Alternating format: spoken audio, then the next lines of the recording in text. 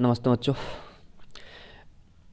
Stereo science academy में मैं बलराम मीणा आपका हार्दिक स्वागत करता हूं। आज अपन वीडियो नंबर 5 की बात करने वाले हैं। अपनी यूनिट फर्स्ट चल रही थी, पेपर सेकंड में ऑर्गेनिक केमिस्ट्री की। तो इसमें आज अपन पढ़ने वाले थे, कल हम लोगों ने बंद ऊर्जा के बारे में पढ़ लिया था कि बॉन्ड एनर्जी क्या होती है। अब अपन पढ़ेंगे आज इंडक्टिव इफेक्ट, प्रेरणिक प्रभाव।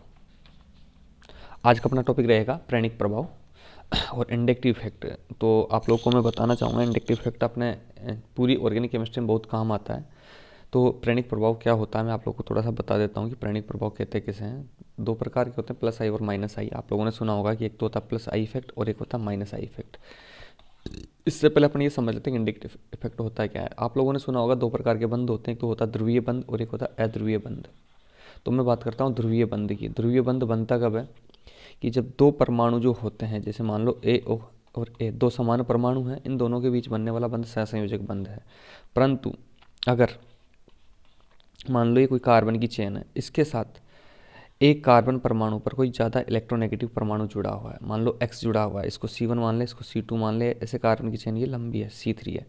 तो अपन को पता है कि जब इस वाले बंध पर एक तरफ तो कम विद्युत ऋणात्मक ग्रुप जुड़ा हुआ है और एक तरफ अधिक विद्युत ऋणात्मक ग्रुप जुड़ा हुआ है जिसकी इलेक्ट्रोनेगेटिविटी का मान ज़्यादा है, तो अपन को पता है कि सहसंयोजक बंध के जो इलेक्ट्रॉन है, यहाँ पर तो दोनों इलेक्ट्रॉन बीच में है क्योंकि दोनों परमाणु समान है और दोनों की विद्युत ऋणात्मकता का मान समान है। परंतु यहाँ पर हम देखेंगे कि C1 कार्बन के साथ एक हेलोजन ग्रुप जुड़ा हुआ है, और अपन जानते हैं जब हेलोजन ग्रुप जुड़ जाता है या कोई भी जो हेलोजन होता है, हेलोजन ग्रुप नंबर 17 का सदस्य होता है और ये ग्रुप नंबर 14 का सदस्य होता है। तो अपन को पता आवर्त सारणी में बाएं से दाएं जाने पर इलेक्ट्रोनेगेटिविटी का मान बढ़ता है।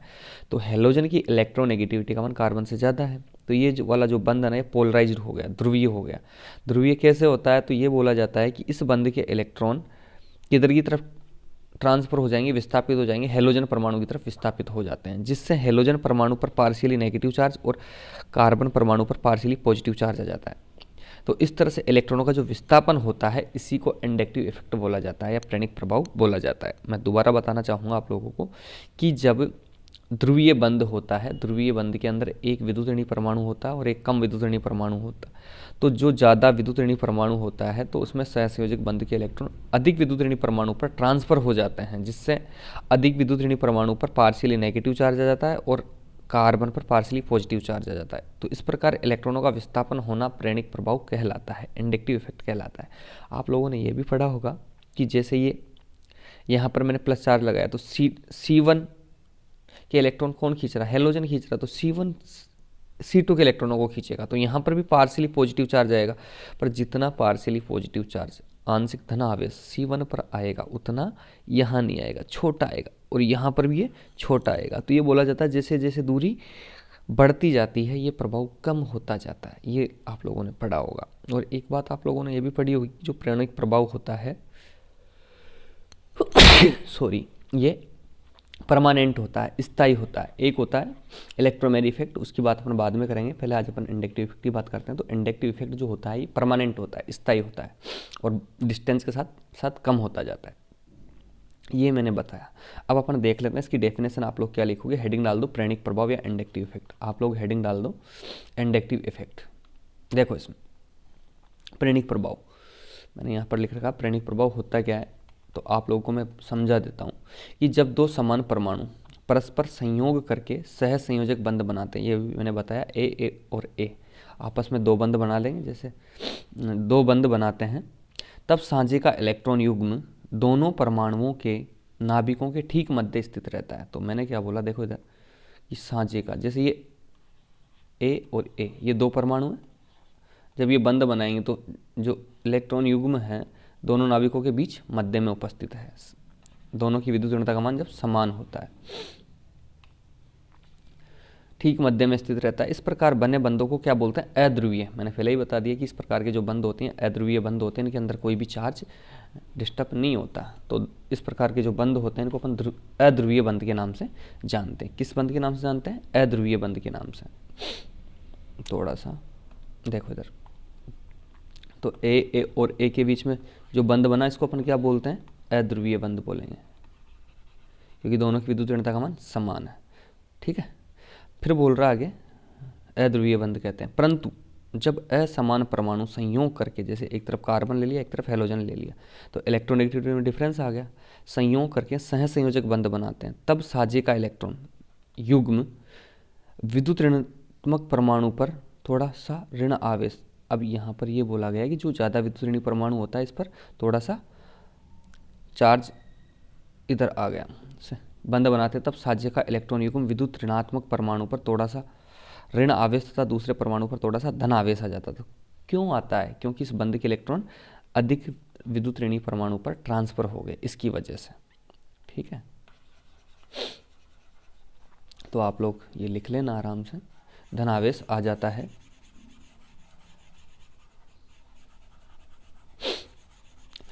सहसंयोजक बंध के बनने में, देखो इधर, सहसंयोजक बंध के बनने में बंध बनाने वाले साझे के इलेक्ट्रॉन युग्म का किसी एक परमाणु की ओर विस्थापित हो जाने को ही क्या बोला जाता है? प्रेरणिक प्रभाव। क्या बोला जाता है? प्रेरणिक प्रभाव।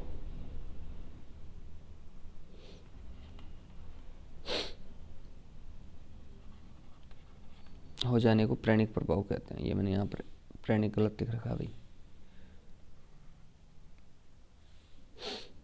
प्रेरणिक प्रभाव कहते हैं, प्रेरणिक प्रभाव कहते हैं।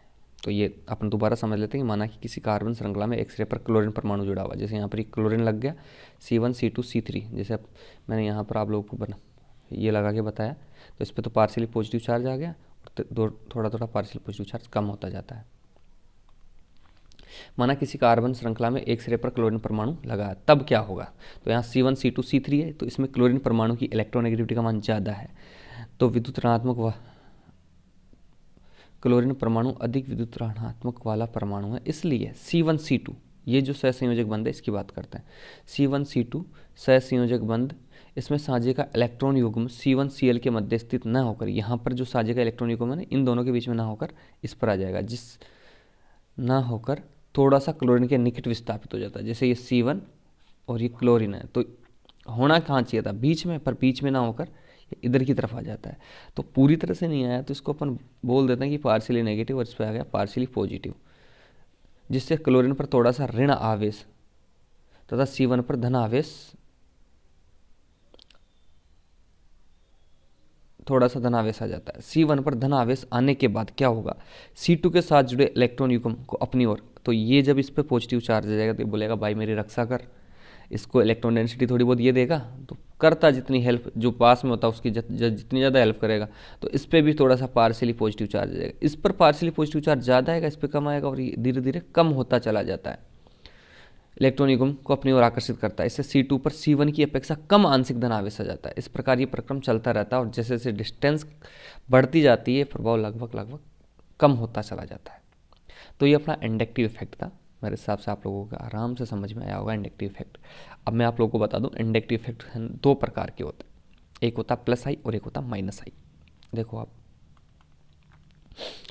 प्रेरणिक प्रभाव दो प्रकार के होते हैं, एक तो होता है धनात्मक प्रेरणिक प्रभाव, प्लस आई इफेक्ट बोलते हैं इसको, एक होता है ऋणात्मक प्रेरणिक प्रभाव, माइनस आई प्रभाव बोलते हैं। तो धनात्मक प्रेरणिक प्रभाव क्या करते हैं कि जब धनात्मक वाला आएगा तो जो कार्बन था ना, तो कार्बन इस पर जो पार्शियली पॉजिटिव चार्ज आया उसके पार्शियली पॉजिटिव चार्ज को थोड़ा सा कम करता है, मतलब इलेक्ट्रॉन डेंसिटी दे देता है, इधर से इलेक्ट्रॉन घनत्व सप्लाई करता है इधर।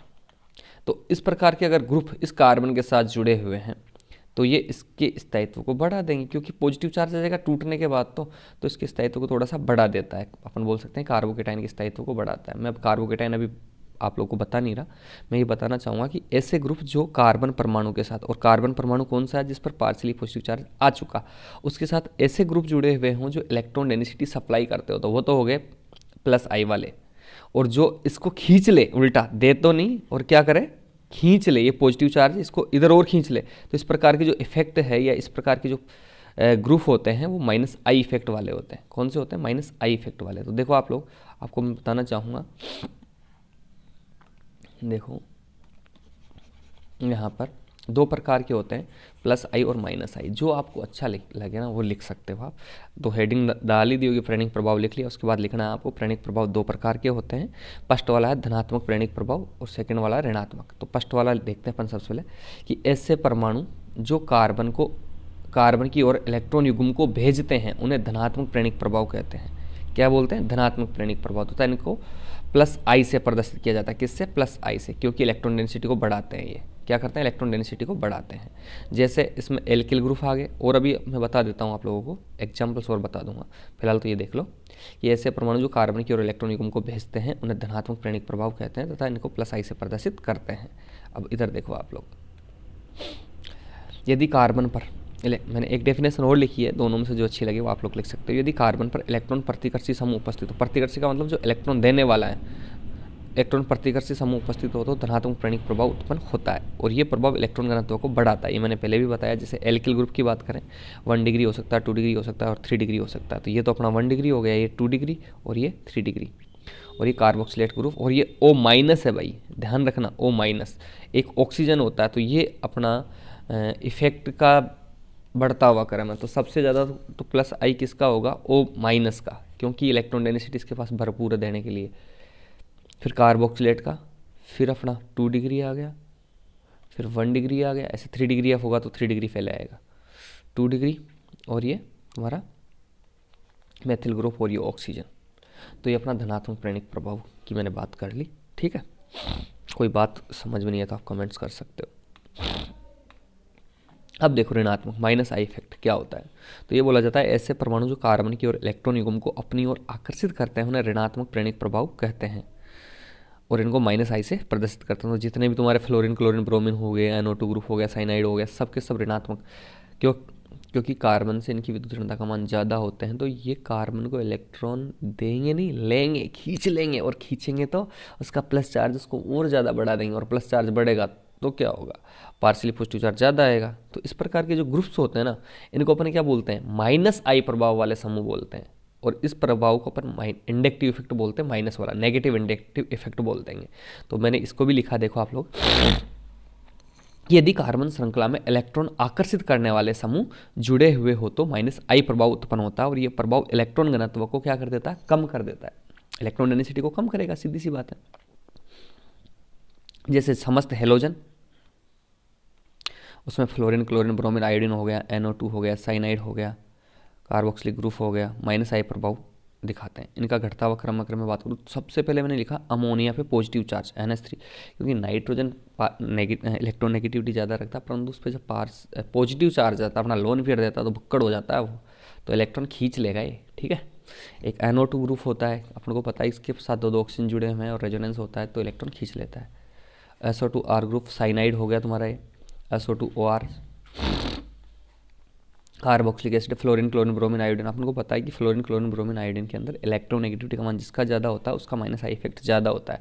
तो फ्लोरीन, क्लोरीन, ब्रोमीन और आयोडीन में से किसका माइनस आई ज़्यादा होगा? फ्लोरीन का। फिर उसके बाद में OR ग्रुप आ गया। OR ग्रुप जानते होंगे, बेंजीन रिंग लगी है उस पर, O ये लगा हुआ है, OR एल्कोक्सी। एल्डिहाइड आ गया तुम्हारा, थायोल आ गया, ये एल्किल थायोल आ गया, NH2AR एट्सेट्रा। ये ग्रुप्स होते हैं जो माइनस आई इफेक्ट प्रदर्शित करते हैं। ठीक, आज वीडियो मैंने ज़्यादा लंबा नहीं बनाया, छोटा वीडियो बनाया है, आप लोगों के आराम से समझ में आया होगा। एक एक डेफिनेशन लिख सकते हो आप वीडियो को रोक रोक के। ठीक है, अब अपन आगे बात करने वाले हैं प्रेरणिक प्रभाव के अनुप्रयोगों की, एप्लीकेशंस ऑफ इंडक्टिव इफेक्ट्स। तो आप लोग हेडिंग डाल देना, एप्लीकेशन ऑफ इंडक्टिव इफेक्ट। मैं अब आप लोगों को बताना चाहूँगा कि जो इंडक्टिव इफेक्ट की जो एप्लीकेशन है वह कौन कौन सी होगी। तो ये क्या क्या करेंगे, दो प्रकार के इफेक्ट होते हैं, तो दोनों अलग अलग चीज़ बताएंगे। तो सबसे पहले अपन एप्लीकेशन की बात करूँ, मैं बता देता हूँ आज की कौन कौन सी पढ़नी है अपन को। Stability of alkyl carbocation, alkyl कार्बोकेटाइनों का स्थायित्व,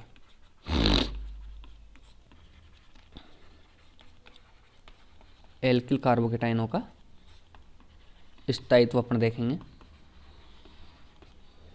सेकेंड एप्लीकेशन अपन इसकी देखने वाले हैं, एल्किल कार्बोकेटाइन है तो यहाँ पर क्या जाएगा, एल्किल कार्ब एनाइन का स्थायित्व है। पॉजिटिव और नेगेटिव है ना, एक प्लस आई वाला इसकी स्थायित्व को बढ़ाएगा, माइनस आई वाला इसकी स्थायित्व को बढ़ाएगा।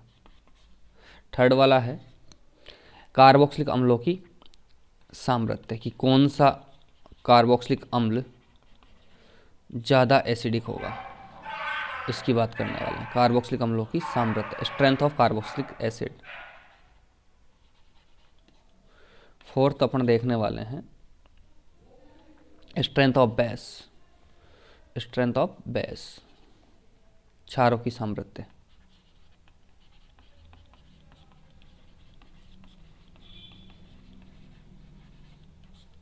क्षारों की सांद्रता। और अपन देखने वाले हैं अगला वाला, पांचवा, एल्कोहलों की अम्लता, एसिडिटी ऑफ एल्कोहल्स, एल्कोहलों की अम्लता।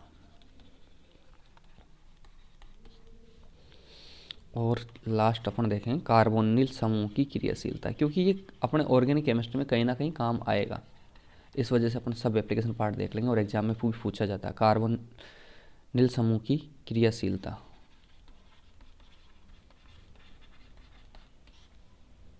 Reactivity of carbonyl group. ठीक है, इसके बाद अपन कल देखेंगे इलेक्ट्रोमेरिक इफेक्ट। तो आज की वीडियो में इतना ही अपन देखेंगे। आप लोगों को मेरे हिसाब से बातें समझ में आ रही होंगी, तो वीडियो को देखो, लाइक करो और दोस्तों को बताओ। आप लोग अगर कंटिन्यूस यूनिट को पढ़ना चाहते हो तो स्टीरियो साइंस एकेडमी ऐप को डाउनलोड करो, प्ले स्टोर पे आप लोगों को मिल जाएगा स्टीरियो साइंस एकेडमी, और वहाँ पर मैंने कोर्स लॉन्च कर दिया है जिसकी प्राइस 499 रुपये रखी गई है। वहाँ से आप इस कोर्स को ले सकते हो। ठीक है, अब वहाँ पर जो वीडियो होंगे, लाइव लेक्चर्स होंगे, रिकॉर्डेड वीडियो होंगे। ठीक है, तो जो भी बात आपको और पूछनी है वो मेरे को आप कॉल करके पूछ सकते हो। Thank you.